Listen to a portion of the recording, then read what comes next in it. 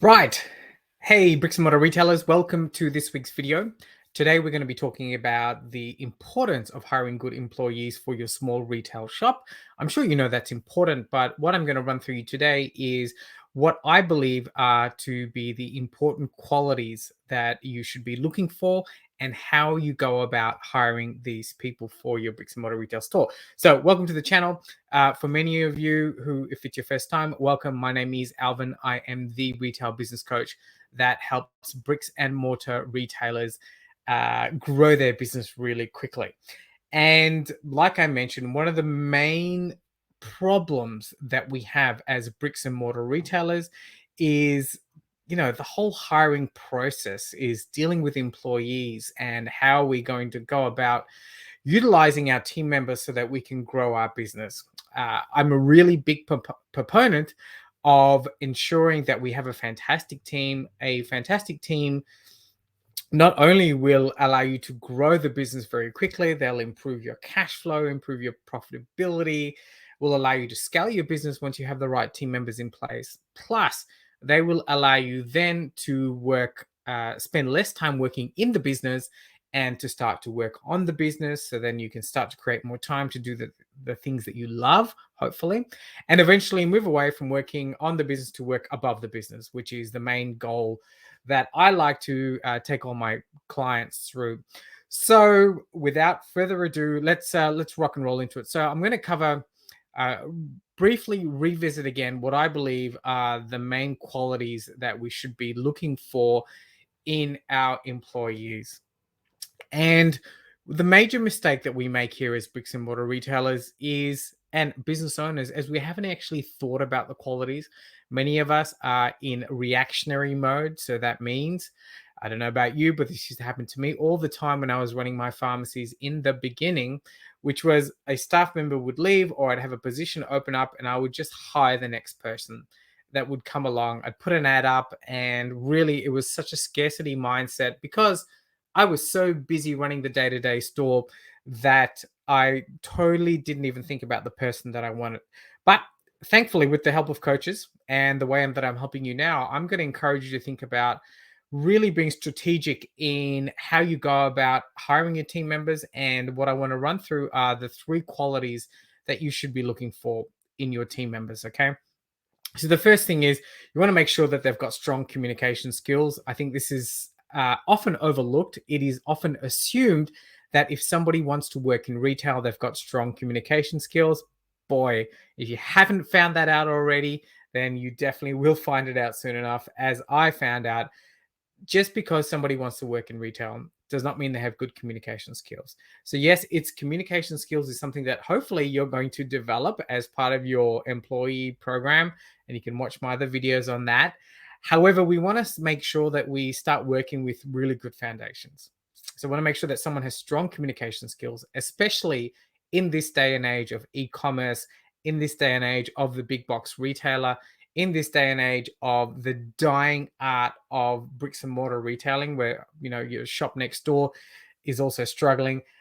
Having a team that can communicate properly, efficiently, will just make your business stand out, because not only is your team member going to be able to build relationships with your customers that are going to come in, but good communication leads to increased sales, better customer satisfaction, all of those good things. Just think of the old school, how retail was 30, 40 years ago, and you just get a sense, and hopefully you'll get a sense of the type of team, the type of team member that you need. So you want to make sure that you have strong communication skills. The next thing is want to make sure they have a positive attitude.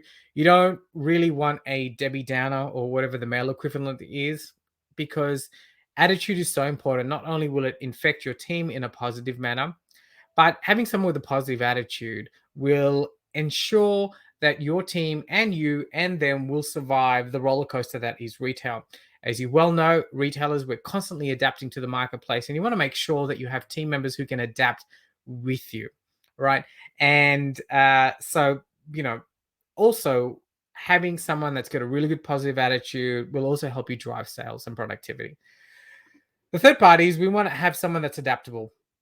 So adaptability is a really important quality to adapt to new situations, adapt to new technologies within our shop, and basically having team members that are adaptable can help you sort of jump the curve and succeed in the competitive marketplace, right? So they're the three qualities that I recommend you need for really, really good employees.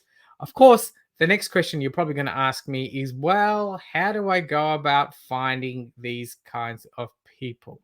And that takes me along to the next part, which is the process. So, when I talk about the process here, I'm talking about the hiring process. And a big mistake that retailers make, again, business owners, not just retailers, but most business owners, is we don't actually have a process in place for hiring people. Like I mentioned before, we are reactive and we only start to get people in when we're like in a shithole or when somebody's left. And when we do that, we don't actually have a hiring process in place. So, what I want you to consider is to start to have a hiring process in place. So, that means looking at making sure that you have organized and you have a system for where you're going to be posting your job roles. So, you've got that ready to go. You've got position descriptions ready to go. You've got a methodology to screen the resumes. You've got an interviewing process in place, and you know how to do good reference checks. So these are all the basics of the hiring process. And these are some of the skills that you need and the processes that you need to develop if you want to hire really, really good people. And it's part of this process that you then start to filter in for the attitudes of the type of people you want. So I spoke about, for instance, let's have a part of the hiring process is, how do you take in resume applications? If you're, hopefully, what I recommend that you do is have some sort of system in place, perhaps, as you can, which is what I recommend to a lot of my clients, is have your employees, potential employees or team members, fill out a an application form. Application form, you can do something very, very simple on Google, is a great way to screen applicants. You can ask questions. That way, even before you get on the phone and talk to them, you can already see the answers to their questions. And really, it just weeds out the tire kickers. By crafting the right questions that correspond to the right attitudes, you can just start to get a whole heap of a really good sense of the potential person that you may call in for an interview. So the process is really important, and I've just given you one really big tip there on how you should go about thinking about it. Okay, so the next part is interviews, right? We want to move beyond just hi, how you doing, and very, very simple interviews. I think again, this is somewhere where we fall apart. So we want to structure our interview questions very well. Obviously, we want to really get to know the candidate that's sitting in front of us, not only on their attitudes and beliefs and what they do outside of ours. We want to make sure that they're a right fit for our team, but also their expertise, their likes, their dislikes, and also why they applied for the role. Right? We want to make sure that we get a really good sense of who is coming into our business. And here is where I would love for you to prepare your interview questions. Keep it really, really short. And just so you can get a really, really good sense. So the process should be that they fill out an application form where you ask a whole heap of questions as well. You use that as your screening tool. And then if they're the right candidate, if you think they're the right fit, then get them on the phone, ask them a few pertinent questions on the phone, and then you invite them in for a face-to-face interview. So what I call this triage process, this triple triage process is so important. And I know what you're thinking. This seems like a lot of work. I don't have the time to do this. Well, my friends, if you're running a retail business, this is something you need to create time for. This is going to be so important for your business. And it's going to be so important for you to find the right person. Otherwise, you're just accepting anybody on board and they don't work out and then they basically leave the business, or you have problems keep kicking them out of your business based on the labor laws that you have around wherever you are in the world. So you want to make sure that all your questioning along the way helps assess their skills, experience, and fit with the company culture. Yeah, so that's really, really important. Uh, One of the other parts that we don't do so well is closing the deal. And for the same reasons as I mentioned before, we want to make sure that we're really, really professional in this approach, that we already have an acceptance letter ready to go. We've got all these systems and procedures in, and we want to send our employees, our potential employees, an offer. Now, we want to make sure that we send them an offer in alignment with all our, whatever your legislative requirements will be where you live. And you also want to send in a position description that they sign off on. So this is so important. And I should have mentioned this earlier, I totally forgot. But when you are when you're going through the hiring process, when you're going through the interview process, you really should have your position description with you and be open and transparent. Give it to your candidate as well, so they know exactly what they're coming in for. And you can have part of your position description in the actual job description that you're putting out.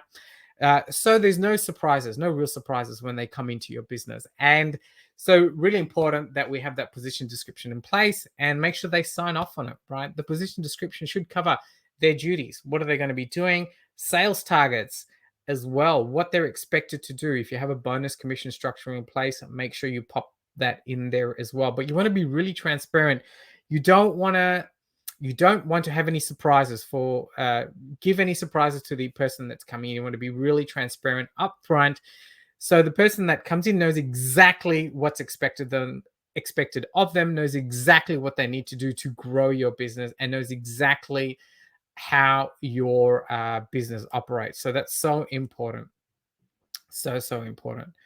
The